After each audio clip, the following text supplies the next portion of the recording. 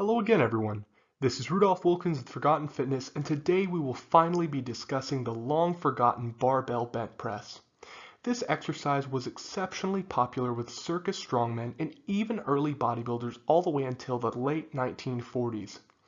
Around this time, this lift became more of a novelty and lost its appeal with the masses. Personally, I don't think there is a single lift more synonymous with 19th century strongmen than the bent press. It was the lift that defined the era. Plain and simple, it helped shape and build some of the strongest natural strength athletes to ever grace the planet. Although a difficult lift to perform for the novice lifter, with a little practice the movement can become second nature. As far as benefits, it truly fits the definition of a full body exercise that stresses every muscle to some degree. It can be combined with lifts such as the one-arm snatch and weighted side bend to really strengthen up the midsection and lower back. If you want to build a body like a Bronze Era strongman, there is no better lift to start with than this one. In the following video, I will be breaking down all the intricacies of this lift as well as demonstrating it for all of you today. If you have any questions, comments, or concerns regarding this movement, feel free to leave them in the comment section. With all that out of the way, I hope you all enjoy this video. Despite the name, this exercise is not a press in the traditional sense, as the pecs are not the primary driving force behind this lift. The key to success in this movement is a strong core and the flexibility to ensure proper thoracic rotation both on the descent and ascent. Although it is very possible to lift incredibly heavy poundage in this manner, the process to get to this stage may take many years and lots of practice. In my demonstration, I will be using the one-handed lift to shoulder, which is another old-school strongman lift, to position the barbell for the press. This is just one of many different methods to get the barbell in proper position for the bent press. Before even beginning the lift, ensure that your feet are spread roughly shoulder-width apart, with your toes pointed outwards slightly. They should not need to be readjusted at any point during the movement. Then, stand a barbell on its end before placing the bar onto one of your shoulders, but slightly behind the center point. At the same time, place the hand on the same side as this shoulder directly in the center of the barbell and the opposite hand slightly below this. Next, you will rock backwards while simultaneously hoisting the barbell onto your shoulder. With heavier weight, this should be performed with bent knees and must be done quickly as not to lose balance. You have now situated the barbell into the proper starting position. Once the barbell is positioned on the shoulder, begin to hinge the hips away from the bar. For any clarification, see the demonstration in the following slide. Make sure to keep your eyes locked on the barbell from this point forwards.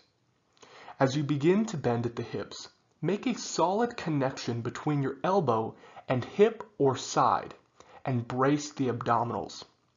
Your arm should now be at a right angle at this point. This will be the foundation of the press. Use your skeleton as a bracing platform.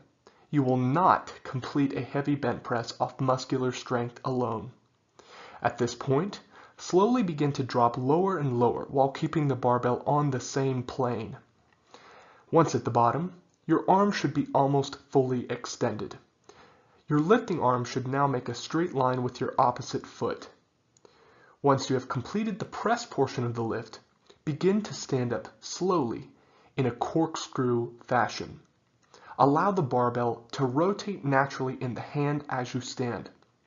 Feel free to brace your opposite arm on either your abdomen or inner thigh to maintain balance, but not on the floor. And the key here is remember that practice makes perfect. You're not going to be performing this lift perfectly on the first try.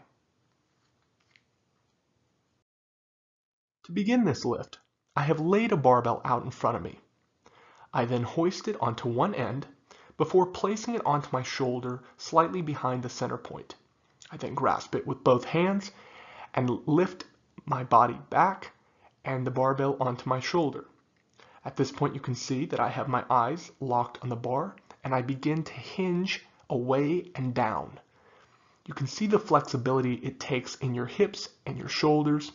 And you can see once I get to the bottom, my eyes are still locked on the bar. And when I commit to that corkscrew back up, you can see how my hand and shoulder naturally rotate. And you want to do that on every rep. Now, if you were using heavier weight, you might just do a single rep, which is how a lot of the older strongmen trained. They would do a single rep, and then you tip it back onto the end and return the barbell to the floor, as you can see here. But that's essentially the barbell bent press. It's a lot more confusing in description rather than demonstration. So I know it can be difficult when you read about how to perform this lift in old books, because you really need to see a demonstration to really see how to perform it. But I would say the hardest part of this entire lift is just the flexibility and the mobility, because you're actually not really pressing anything. You're instead using this corkscrew pattern and keeping the barbell in the same plane the entire time and just bringing your body underneath the bar. So rather than pushing the bar away from you, you're pushing your body away from the bar. So when you think about it like that, it's a lot easier. If any of you have any questions about this lift or anything at all, feel free to leave them in the comment section and I will make sure to get back to you. But until next time, this is Forgotten Fitness signing out. Bye-bye.